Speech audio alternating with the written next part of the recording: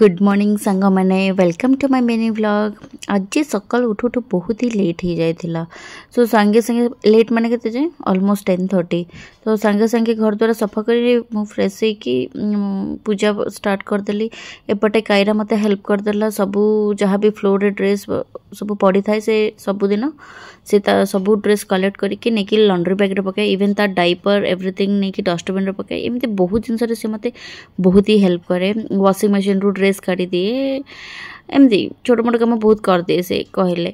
तापर मुझे सांगे सांगे पूजा sir आसिली kitchen को क्षीर गरम कली हजबैंड चा पीबे प्लस झील छतुआ खाइब से सब बनैले। सांगे सांगे रांधे लगिगले कारण अलरेडी 11टा माने 11टा तो कौन 12टा हो सारी।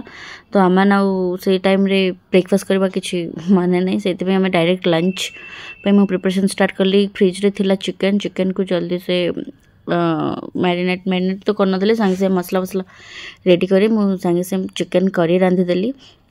चिकन करी सेपटे हजबैंड जी राइस माने भात बसई देते। तापर आम बसिगलु खावाई 1:30 अराउंड। तो कायरा तो खुआबा बहुत ही मुस्किल तार खाଇବା सर सर 2:30 हो एमती खुआई फाइनाली रेस्ट नेली। एतिक मो मिनी व्लॉग एंड कर भल लगी निश्चय सब्सक्राइब लाइक करंतु। Thank you so much.